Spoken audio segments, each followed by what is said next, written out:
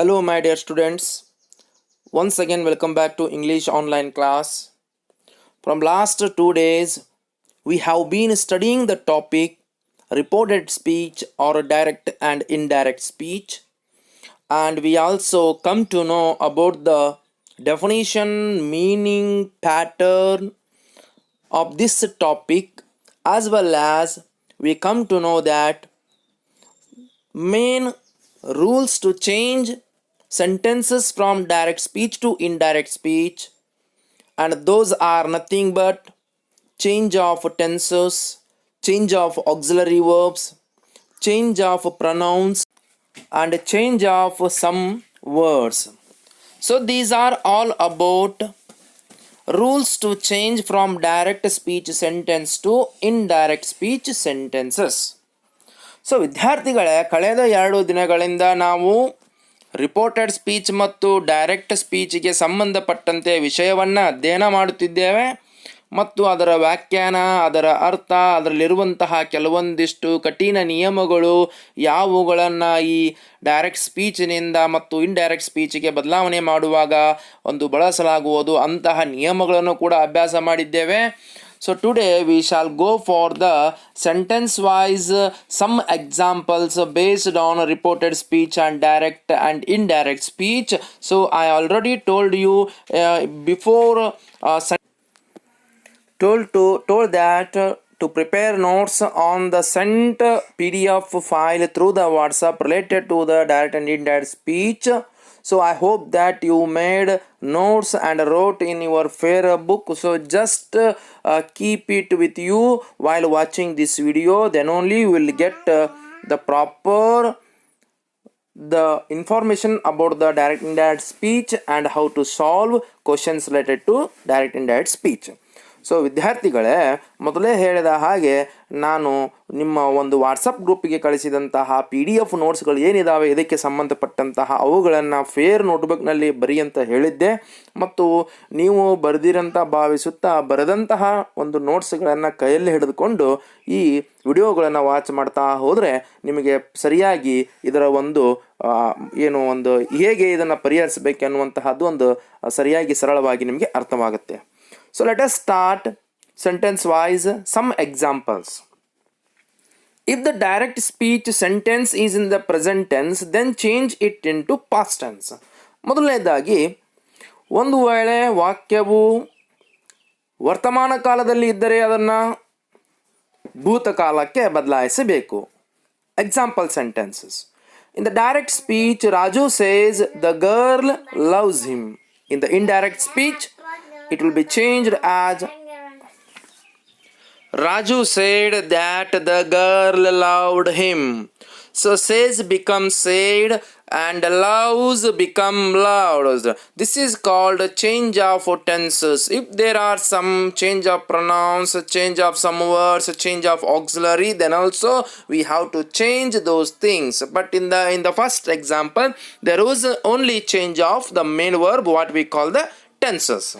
So ವಿದ್ಯಾರ್ಥಿಗಳೇ, ಈ ಮೊದಲನೆಯ ವಾಕ್ಯದಲ್ಲಿ ಕೇವಲ ಕಾಲಗಳ ಬದಲಾವಣೆ ಮಾಡುವಂತಹ ಪದ ಅಷ್ಟೇ ಇದೆ. ಹಾಗಾಗಿ ಕಾಲಗಳ ಬದಲಾವಣೆಯ ಸಂಬಂಧಪಟ್ಟಂಥ ಪದವಾದಂತಹ ಲವ್ಸ್ ಅನ್ನುವಂಥ ಏನು ಕ್ರಿಯಾಪದ ಇದೆ ಅದು ಲೌಡ್ ಆಗುತ್ತೆ ಇಂಡೈರೆಕ್ಟ್ ಸ್ಪೀಚ್ಗೆ ಹೋದಾಗ. So another example is, he says the teacher is unwell, and in the indirect speech that sentence is changed into he said that the teacher was unwell. So here direct speech is helping verb becomes or change was. The teacher is unwell, he said that the teacher was unwell. ಈ ವಾಕ್ಯದಲ್ಲಿ is ಏನಿದೆ direct ಸ್ಪೀಚ್ನಲ್ಲಿ ಅದು was ಅಂತ ಬದಲಾವಣೆ ಆಗುತ್ತೆ indirect ಸ್ಪೀಚ್ನಲ್ಲಿ. So next point, if the direct speech sentence is a present continuous tense, then change it into past continuous tense. ಒಂದು ವೇಳೆ direct ಸ್ಪೀಚ್ನ ವಾಕ್ಯವು ಪ್ರೆಸೆಂಟ್ ಕಂಟಿನ್ಯೂಸ್ ಟೆನ್ಸ್ನಲ್ಲಿ ಇದ್ದರೆ ಅದನ್ನು ಪಾಸ್ಟ್ ಕಂಟಿನ್ಯೂಸ್ ಟೆನ್ಸ್ಗೆ ಬದಲಾವಣೆ ಮಾಡಬೇಕು. Examples of this point, Ram says I am working hard, and this sentence will be changed into indirect speech as Ram said that he was working hard. Direct speech ನಲ್ಲಿ I am working ಅನ್ನುವಂತಹದ್ದು ಅದು indirect speech ನಲ್ಲಿ he was working hard ಅಂತ ಆಗುತ್ತೆ. Direct ಸ್ಪೀಚ್ನಲ್ಲಿ ಆ ಎನ್ನುವಂತಹ ಸಬ್ಜೆಕ್ಟ್ಗೆ am ಅಂತ ಬರುತ್ತೆ present ಒಳಗೆ. ಅದೇ ಆ ಇಲ್ಲಿ ಚೇಂಜ್ ಆಫ್ ಪ್ರೊನೌನ್ ಮಾಡಿದಾಗ ಅದು ಆ ಈ ಥರ್ಡ್ ಪರ್ಸನ್ ಸಿಂಗ್ಯುಲರ್ ಹಿ ಆಗುತ್ತೆ ಮತ್ತು ಹೀಗೆ ಸಂಬಂಧಪಟ್ಟಂತಹ ಹೆಲ್ಪಿಂಗ್ ವರ್ಬು ಒಂದು ಪಾಸ್ಟ್ ಟೆನ್ಸ್ ಒಳಗೆ ವಾಸ್ ಬರುತ್ತೆ. So he was working hard. So the next point is if the direct speech sentence is in the present perfect tense, then change it into past perfect tense. ಮುಂದಿನ ಅಂಶವು ವಾಕ್ಯವು present perfect ಟೆನ್ಸ್ನಲ್ಲಿ ಇದ್ದರೆ ಅದನ್ನು past perfect ಟೆನ್ಸ್ಗೆ ಬದಲಾವಣೆ ಮಾಡಬೇಕು. So examples in this point: if the direct speech sentence the boy says Deepak done his homework, and it will be changed it into indirect speech as the boy said that Deepak had done his homework. So has done in the present perfect tense changed into past perfect as had done his homework. Deepak is Deepak, his homework is his homework, only has done becomes had done. So ವಿದ್ಯಾರ್ಥಿಗಳೇ, the boy says Deepak has done his homework ಅನ್ನುವಂತಹ ಒಂದು ವಾಕ್ಯದಲ್ಲಿ has done ಅನ್ನುವಂತಹದ್ದು ಏನಿದೆ, ಇದು helping verb plus main verb with 3 form. ಇದು indirect ಸ್ಪೀಚ್ಗೆ ಹೋದಾಗ ಪಾಸ್ಟ್ ಪರ್ಫೆಕ್ಟ್ ಟೆನ್ಸಿನ ನಿಯಮಗಳ ಅನುಗುಣವಾಗಿ ಹ್ಯಾಡ್ ಡನ್ ಇದು ಬದಲಾವಣೆ ಆಗುತ್ತೆ. So the second example sentence is the clerk says he has sent a message, and this sentence will be changed into indirect speech sentence as the clerk said that the clerk had sent a message. So he has sent a message, has sent becomes to had sent. So ವಿದ್ಯಾರ್ಥಿಗಳ ಎರಡನೆಯ ಉದಾಹರಣೆ ವಾಕ್ಯದಲ್ಲಿ the clerk says he has sent a message ಅನ್ನುವಂತಹದ್ದು has sent ಹೋಗಿ ಇದು past perfect ಟೆನ್ಸಿನ ನಿಯಮದ ಅನುಗುಣವಾಗಿ had scent ಅಂತ ಬದಲಾವಣೆ ಆಗುತ್ತೆ. So this is about the present perfect tense into past perfect tense. So the next point is if the direct speech sentence is in the past continuous tense, then change it into past perfect continuous tense. ಒಂದು ವೇಳೆ past continuous tense direct ಸ್ಪೀಚಿನ ವಾಕ್ಯಗಳಿದ್ದರೆ ಅದನ್ನು past perfect continuous tense ಆಗಿ ಬದಲಾವಣೆ ಮಾಡಬೇಕು indirect ಸ್ಪೀಚಿಗೆ ಹೋಗುವಾಗ. So the example sentence in this point: Ravi says students were listening silently, and this sentence will be changed it into Ravi said that students had been listening silently. So ಮೊದಲನೆಯ ಒಂದು ವಾಕ್ಯವು students were listening silently ಅಂತ ಏನಿದೆ ಅದು students had been listening silently ಆಗುತ್ತೆ. Were listening ಅದು had been listening ಅಂತ ಆಗುತ್ತೆ ಪಾಸ್ಟ್ ಪರ್ಫೆಕ್ಟ್ ಕಂಟಿನ್ಯೂಸ್ ಟೆನ್ಸ್ನಲ್ಲಿ. So the second example sentence is father says the TV was not working properly, then in the indirect speech this sentence will be changed as father said that TV had not been working properly. ಎರಡನೇ ಉದಾಹರಣೆ ವಾಕ್ಯವು the TV was not working properly ಅನ್ನುವಂತಹದ್ದು the TV had not been working properly ಅಂತ ಆಗುತ್ತೆ. So was not working past continuous tense, had not been working past perfect continuous tense. So the next point is if the direct speech sentence is in the auxiliary verbs like will and shall auxiliary verbs, then change it into would and should.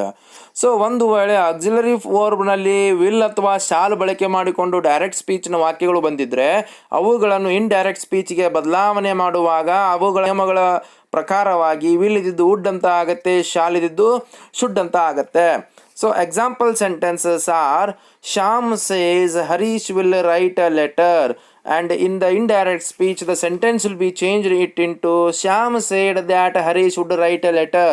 So Harish will write a letter will be changed into Harish would write a letter. So ಉದಾಹರಣೆ ವಾಕ್ಯಗಳನ್ನು ತೆಗೆದುಕೊಂಡಾಗ direct ಸ್ಪೀಚ್ನಲ್ಲಿ Shyam says Harish will write a letter ಅನ್ನೋದು ಅದೇ indirect ಸ್ಪೀಚ್ಗೆ ಹೋದಾಗ Shyam said that Harish would write a letter, will write a letter, would write a letter, will becomes would. So the another example related to this point, Reena says I shall come tomorrow. In the indirect speech the sentence will be changed it into Reena said that she would come the next next day. She would come the next day. So ಮೊದಲನೇ ಉದಾಹರಣೆ ವಾಕ್ಯವು I shall come tomorrow. ಇದು Rina said that she would come the next day. So I first person the singular will become third person singular. She because of Rina is female, and shall become would. So I shall as per the rule, and the she will as per the rule. So she would come the next day. Tomorrow the tomorrow word will be changed it into the next day because of the rule change of some words. Here there is a point as note in this sentence. She is the third person, so we have to use would rather than should. So ವಿದ್ಯಾರ್ಥಿಗಳೇ, ಒಂದು ವೇಳೆ direct speech ನಲ್ಲಿ Reena says I shall come tomorrow ಅಂತ ಬಂದಿದೆ, ಇದನ್ನೇ indirect ಸ್ಪೀಚ್ಗೆ ಬದಲಾವಣೆ ಮಾಡುವಾಗ Reena said that she would come the next day. ನಿಯಮದ ಪ್ರಕಾರ ಶಾಲ್ ಶುಡ್ ಆಗಬೇಕು, ಆದರೆ ಇಲ್ಲಿ ಮೂರನೇ ಸಬ್ಜೆಕ್ಟ್ ಅರ್ಥರೂಪದ ಶಿ ಆಗಿರೋದ್ರಿಂದ ವುಡ್ ಬಳಸಲಾಗುತ್ತೆ. So there is a note in this sentence. She is the third person, so we have to use would rather than should. So ವಿದ್ಯಾರ್ಥಿಗಳೇ, ಇಲ್ಲಿ ಒಂದು ಸೂಚನೆ ಇದೆ ಈ ಅಂಶಕ್ಕೆ ಸಂಬಂಧಪಟ್ಟಂತೆ. ಒಂದು ವೇಳೆ ಥರ್ಡ್ ಪರ್ಸನ್ ಸಿಂಗ್ಯುಲರ್ ಏನಾದರೂ ಇದ್ದರೆ, ಹಿ ಶಿ ಇಟ್ ಏನಾದರೂ ಇದ್ದರೆ, ಅಂಥ ಸಮಯದಲ್ಲಿ ಶಾಲ್ ಬದಲಾಗಿ ವುಡ್ಡನ್ನು ಬಳಸಬೇಕು. ಇದೊಂದು ಕಡ್ಡಾಯವಾದಂತಹ ಒಂದು ನಿಯಮವಾಗಿದೆ. So we should use instead of should if there is a third person singular, may he she might it, then we have to use the would auxiliary word. So the next point is, if the direct speech sentence is in the may auxiliary word or can auxiliary word, then change it into might and could. So ಮುಂದಿನ ಅಂಶವೇನೆಂದರೆ, ಒಂದು ವೇಳೆ direct ಸ್ಪೀಚಿನ ವಾಕ್ಯಗಳು May auxiliary ಅಥವಾ can auxiliary ಪದಗಳನ್ನು ಹೊಂದಿದ್ದಾರೆ, ಅವುಗಳನ್ನು indirect ಸ್ಪೀಚಿಗೆ ಬದಲಾವಣೆ ಮಾಡುವಾಗ ಮೈಟ್ ಮತ್ತು ಕುಡ್ ಆಗಿ ಬದಲಾವಣೆ ಮಾಡಬೇಕು. So the example sentences related to this point, if the direct speech sentence, the sentence like she says father may come, then we have to change this sentence into indirect speech as she said that father might come. So father cannot be changed, the actual speaker she cannot be changed, only we have to change the auxiliary verbs. If there is a pronoun, then we have to change the pronoun. If there is some word, then we have to change some word. Otherwise no necessary to change except the important word. So that's why we change it as father might come. So ವಿದ್ಯಾರ್ಥಿಗಳೇ, ಈ ಒಂದು ಮೇಲಿನ ಅಂಶಕ್ಕೆ ಸಂಬಂಧಪಟ್ಟಂತಹ ಉದಾಹರಣೆ ವಾಕ್ಯವು ಒಂದು ವೇಳೆ ಡೈರೆಕ್ಟ್ ಸ್ಪೀಚ್ನಲ್ಲಿ she says father may come ಅನ್ನುವಂತಹ ವಾಕ್ಯವು ಇಂಡೈರೆಕ್ಟ್ ಸ್ಪೀಚಿಗೆ ಬದಲಾವಣೆ ಮಾಡುವಾಗ she said that father might come ಅಂತ ಬದಲಾವಣೆ ಮಾಡಬೇಕು. Father may come, may becomes might in the indirect speech. So father might come ಅಂತ ಆಗುತ್ತೆ. So another example related to this point, in the direct speech sentence, if the sentence is like the boy says I can sing a song, then in the indirect speech this sentence will be changed as the boy said that he could sing. The boy said that he could sing. So I can sing, I changed because of a change of pronoun by using the third person singular he, because boy is male, and can change into could. So the boy said he could sing song. So the next point is, if the direct speech sentence is in the universal truth, then it should not be changed, means it should be kept as it is. So ಮುಂದಿನ ಅಂಶವು ಯಾವುದೆಂದರೆ, ಒಂದು ವೇಳೆ ಸಾರ್ವತ್ರಿಕ ಸತ್ಯವನ್ನು ಸೂಚಿಸುವಂತಹ ವಾಕ್ಯಗಳು ಏನಾದರೂ direct ಸ್ಪೀಚ್ನಲ್ಲಿ ಬಂದರೆ ಅವುಗಳನ್ನು ಯಾವುದೇ ರೀತಿ ಬದಲಾವಣೆ ಮಾಡಲಾರದೆ ಯಥಾವತ್ತಾಗಿ ಅದೇ ವಾಕ್ಯವನ್ನು ನಾವು ಬಳಸಬೇಕು. So for example, if the direct speech sentence is like the old man says honesty is the best policy, then we have to unchange to the indirect speech as the old man said that honesty is the best policy. So in the direct speech also honesty is the best policy, and in the indirect speech also the same sentence honesty is the best policy. So ಒಂದು ವೇಳೆ ಸಾರ್ವತ್ರಿಕ ಸತ್ಯವನ್ನು ಒಳಗೊಂಡಂತಹ direct ಸ್ಪೀಚಿನ ವಾಕ್ಯಗಳು ಏನಾದರೂ ಬಂದರೆ indirect ಸ್ಪೀಚ್ನಲ್ಲಿಯೂ ಕೂಡ ಅದೇ ರೀತಿ ಯಾವುದೇ ತರಹದ ಬದಲಾವಣೆ ಮಾಡಲಾರದೆ ನಾವು ಅದನ್ನು ಬಳಸಬೇಕು. Honesty is the best policy direct ಸ್ಪೀಚ್ನಲ್ಲಿಯೂ ಕೂಡ ಅದೇ ಇದೆ, ಹಾಗೆ ಇಂಡೈರೆಕ್ಟ್ ಸ್ಪೀಚ್ನಲ್ಲಿಯೂ ಕೂಡ honesty is the best policy ಅಂತಾನೆ ಬರೀಬೇಕು.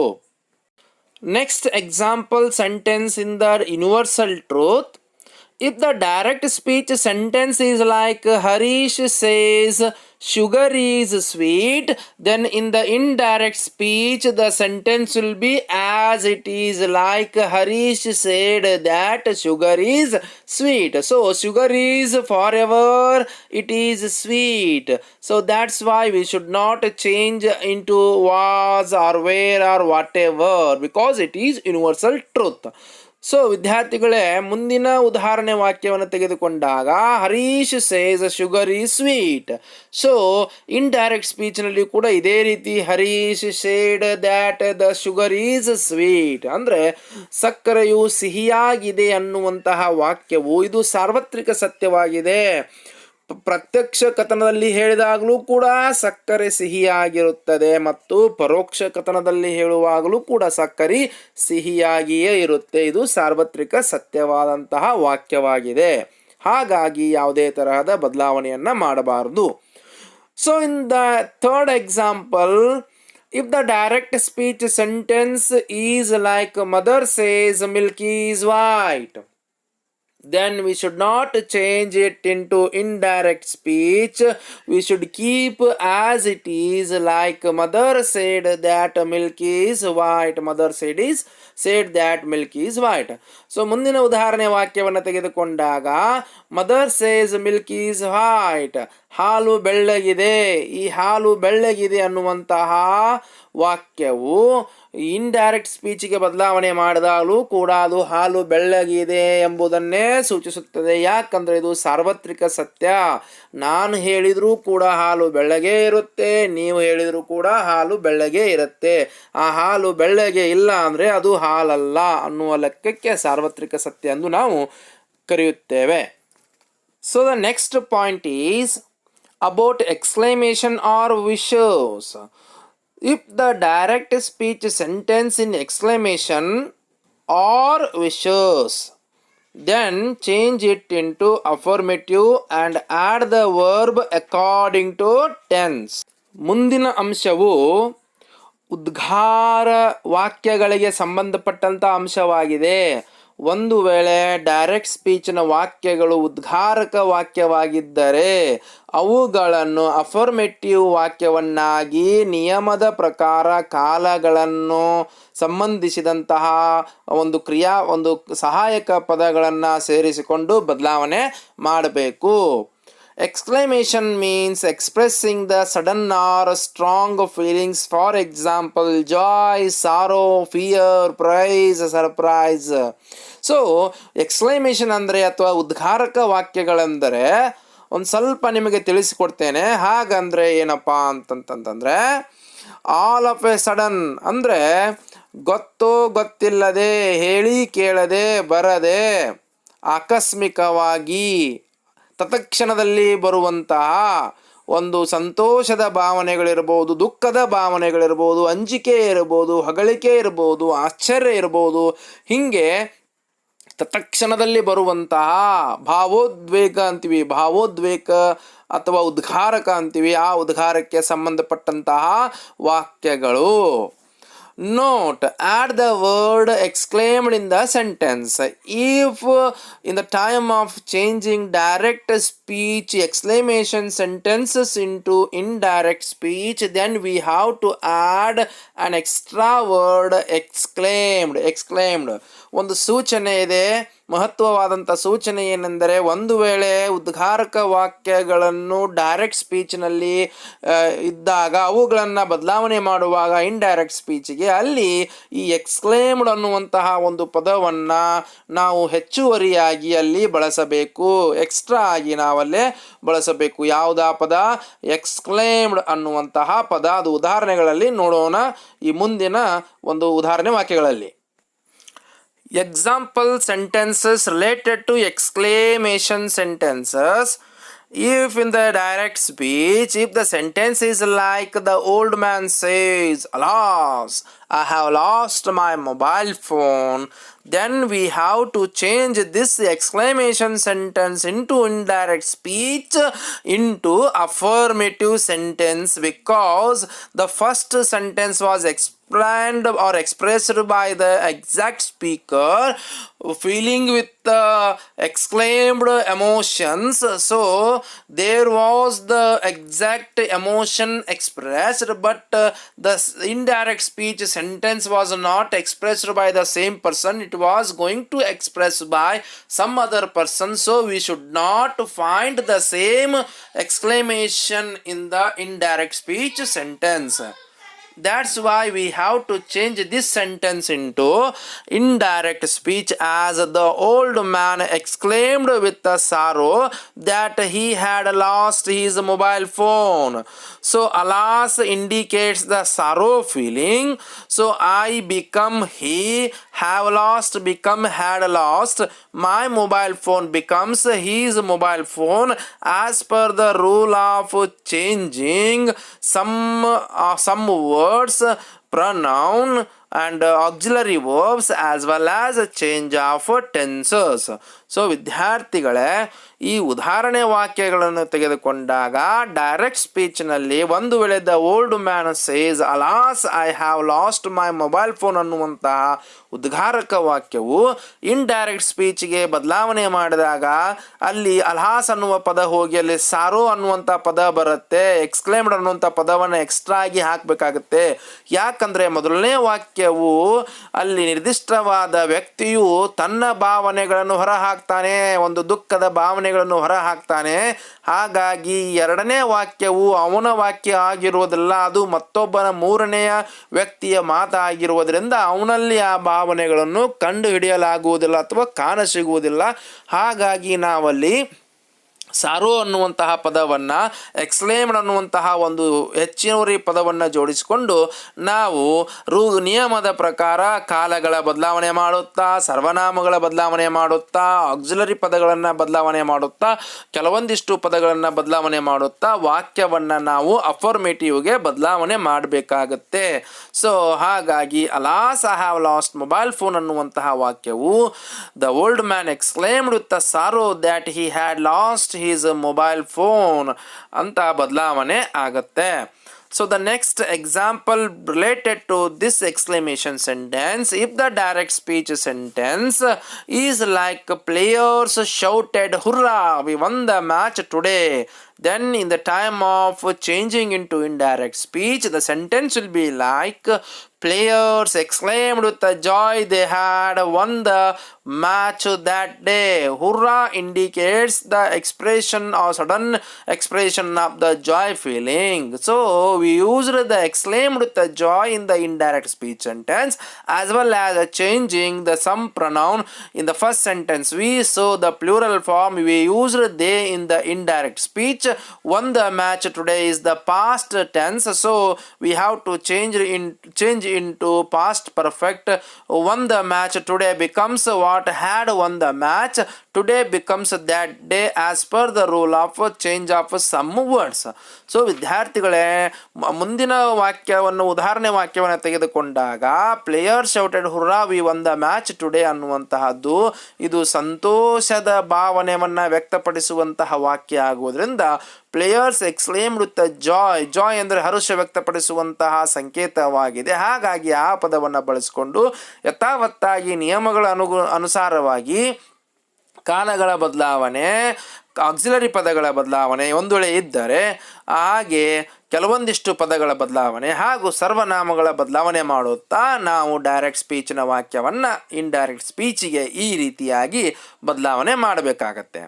So the next example, third example related to this exclamation sentences, if the direct speech sentence is in like my father says bravo you passed the examination, bravo you passed the examination will be changed into affirmative as my father exclaimed with the praise that I had passed the examination.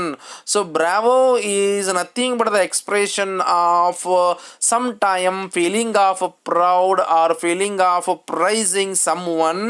So that's why bravo is used praise is used instead of bravo with adding extra word exclaimed, and also changing as per the rule of change of tenses, change of pronouns, change of auxiliary words, as well as change of some words. That's why you passed changed into I passed, and passed is the past tense indication, so we changed it into past perfect tense as you passed the examination, I had passed the examination. So this is all about the exclamation sentences. So ಮೂರನೇ ವಾಕ್ಯ ಉದಾಹರಣೆ ವಾಕ್ಯವನ್ನು ತೆಗೆದುಕೊಂಡಾಗ ವಿದ್ಯಾರ್ಥಿಗಳೇ, ಅದು my father says bravo you passed examination ಅನ್ನುವಂಥದ್ದು ಏನಿದೆ, ಈ ಬ್ರಾವೋ ಅನ್ನುವಂತಹ ಉದ್ಗಾರಕ ಪದ ಏನಿದೆ ಇದು ಒಂದು ಹೊಗಳಿಕೆ ಮತ್ತು ಹೆಮ್ಮೆ ಪಡುವಂತಹ ಒಂದು ಸಂಕೇತವಾಗಿದೆ. ಹಾಗಾಗಿ ಇಲ್ಲಿ ಪ್ರೈಸ್ ಅನ್ನುವಂತಹ ಏನು ಹೊಗಳಿಕೆ ಪದವಿದೆ ಆ ಪದವನ್ನು ಸೇರಿಸಿಕೊಂಡು ನಿಯಮಗಳ ಅನುಸಾರವಾಗಿ ಕಾಲಗಳನ್ನು ಬದಲಾವಣೆ ಮಾಡಿ, ಸರ್ವನಾಮಗಳ ಬದಲಾವಣೆ ಮಾಡಿ, ಕೆಲವೊಂದಿಷ್ಟು ಪದಗಳನ್ನ ಬದಲಾವಣೆ ಮಾಡಿ ವಾಕ್ಯವನ್ನು ರಚಿಸಲಾಗಿದೆ. So next sentence related to exclamation sentence. If the direct speech sentence is like she shrieked, "Oh snake, oh snake," she shrieked, "Oh snake," and then we have to change it into affirmative in the indirect speech as she exclaimed with the fear that there was a snake. So the first direct speech sentence example, she shrieked, "Oh snake," was the actual expression of the fear or fear. So in the second sentence we could not find that same fear expression because the second sentence was presented or reported by the third person. So the first sentence was expressed actually by the actual speaker's emotions, but in the second sentence or indirect speech sentence that was reported by the someone. That's why we could not find the actual feelings of the actual person. And shrieking is nothing but the indication of the expression of fear. So instead of shrieked we used the fear by adding the word exclaimed. So that's why she shrieked, "Oh snake," is changed into she exclaimed with the fear that there was a snake. So ವಿದ್ಯಾರ್ಥಿಗಳೇ, ಈ ಒಂದು ಉದಾಹರಣೆ ವಾಕ್ಯದಲ್ಲಿ ಶ್ರೀಕಡ್ ಅನ್ನುವಂತಹದ್ದು ಭಯವನ್ನು ವ್ಯಕ್ತಪಡಿಸುವಂತಹ ತತ್ಕ್ಷಣದ ಒಂದು ಭಾವನೆಯನ್ನು ವ್ಯಕ್ತಪಡಿಸುವಂತಹ ಪದವಾಗಿದೆ. ಹಾಗಾಗಿ ಮೊದಲನೆಯ ವಾಕ್ಯದಲ್ಲಿ ನಿರ್ದಿಷ್ಟವಾದ ವ್ಯಕ್ತಿಯು ನಿರ್ದಿಷ್ಟವಾದ ಒಂದು ಭಯವನ್ನು ವ್ಯಕ್ತಪಡಿಸುವಂತಹ ಭಾವನೆಯನ್ನು ವ್ಯಕ್ತಪಡಿಸುವಂತಹ ಪದ ಆಗಿರೋದ್ರಿಂದ ಅಲ್ಲಿ ಶ್ರೀಕಡ್ ಓ ಸ್ನೇಕ್ ಅಂತ ಪದ ಇದೆ. ಹಾಗಾಗಿ ಇದನ್ನ ಇಂಡೈರೆಕ್ಟ್ ಸ್ಪೀಚಿಗೆ ಬದಲಾವಣೆ ಮಾಡುವಾಗ ಅದು ಅಫರ್ಮೇಟಿವ್ ಆಗಿ ಬದಲಾವಣೆ ಆಗುತ್ತೆ. ಹಾಗಾಗಿ ಅಲ್ಲಿ ನಾವು ಯಾವುದೇ ತರಹದ ತತ್ಕ್ಷಣದ ಭಾವನೆಗಳನ್ನು ಕಾಣಸಿಗುವುದಿಲ್ಲ. ಹಾಗಾಗಿ ಅದು ಕೇವಲ ನಾವು ಒಂದು ಎಕ್ಸ್ಟ್ರಾ ಪದವಾದಂತಹ ಎಕ್ಸ್ಕ್ಲೇಮ್ಡ್ ಅನ್ನುವಂತಹ ಪದದೊಂದಿಗೆ ಆ ಶ್ರೀಕಡ್ ಅನ್ನುವಂತಹ ಸಂಕೇತ ಸೂಚಿಸುವಂತಹ ಪದ ಏನು ಭಯ ಇದೆ ಆ ಭಯ ಬದಲಾಗಿ ನಾವಲ್ಲಿ ಫಿಯರ್ ಅಂತ ಬಳಸಿಕೊಂಡು ವಾಕ್ಯವನ್ನ ಬದಲಾವಣೆ ಮಾಡಲಾಗಿದೆ. So the last example be related to this exclamation sentences. If the direct speech sentence is in like the traveler says, what a beautiful palace it is. Then this sentence will be changed it into affirmative as the traveler exclaimed with a surprise, that was a beautiful palace. So what exclamation word indicates about the surprise? That's why the first sentence is about the traveler expressed his surprise or wonder when he looked the beautiful palace. That was the expression of sudden emotion, sudden expression of feelings or emotion. So but the second sentence, indirect speech sentence, was not expressed by himself because it was expressed by someone. So that's why we cannot find the actual expression of emotions or feeling. That's why we used by adding the exclaimed word with the indication of the what exclaimed word surprise, that was a beautiful palace. So ವಿದ್ಯಾರ್ಥಿಗಳೇ, ಈ ವಾಕ್ಯದಲ್ಲಿ the traveller says what A beautiful palace it is ಅನ್ನುವಂತಹ ವಾಕ್ಯದಲ್ಲಿ what ಅನ್ನುವಂತಹ ಉದ್ಗಾರಕ ಪದವು ಇದು ಆಶ್ಚರ್ಯವನ್ನು ಸೂಚಿಸುವಂಥ ಪದವಾಗಿದೆ. ಹಾಗಾಗಿ ವಾಟಿನ ಬದಲಾಗಿ ನಾವು ಎರಡನೇ ವಾಕ್ಯದಲ್ಲಿ ಅಂದರೆ ಇಂಡೈರೆಕ್ಟ್ ಸ್ಪೀಚ್ನ ವಾಕ್ಯದಲ್ಲಿ ಸರ್ಪ್ರೈಸ್ ಅನ್ನುವಂತಹ ಪದವನ್ನು ಎಕ್ಸ್ಕ್ಲೇಮ್ ಅನ್ನುವಂತಹ ಒಂದು ಹೆಚ್ಚುವರಿ ಪದದ ಜೊತೆಗೆ ಬಳಸಲಾಗಿದೆ. ಯಾಕಂದರೆ ಮೊದಲನೇ ವಾಕ್ಯವು ನಿರ್ದಿಷ್ಟವಾದ ಮಾತುಗಾರನ ಒಂದು ನಿರ್ದಿಷ್ಟವಾದ ವ್ಯಕ್ತಪಡಿಸುವಂತಹ ಆಶ್ಚರ್ಯದ ಭಾವನೆಯಾಗಿರುವುದರಿಂದ ಎರಡನೇ ವಾಕ್ಯವು ಅವರ ವಾಕ್ಯವಾಗಿರುವುದಿಲ್ಲ, ಅವನ ವಾಕ್ಯವಾಗಿರುವುದಿಲ್ಲ, ಇದು ಬೇರೊಬ್ಬರ ವ್ಯಕ್ತಪಡಿಸುವ ವಾಕ್ಯವಾಗಿರುವುದರಿಂದ ಇದರಲ್ಲಿ ಯಾವುದೇ ತರಹದ ತತ್ಕ್ಷಣದ ಭಾವನೆಗಳನ್ನು ವ್ಯಕ್ತಪಡಿಸಲಾಗಿಲ್ಲ. So these sentences are all about the exclamation sentences. So today it is enough. I hope that, and definitely you are following with the same notes which I have sent to the group along with watching these videos, I hope. And today I am going to wind up this class, and tomorrow we will go for the very important the part of the reported speech as per the concern of your annual examination pattern, that is about interrogative reporting speech, interrogative reported speech or question reported speech. So we will go for this part in the next class. Until the next video, stay tuned and thank you.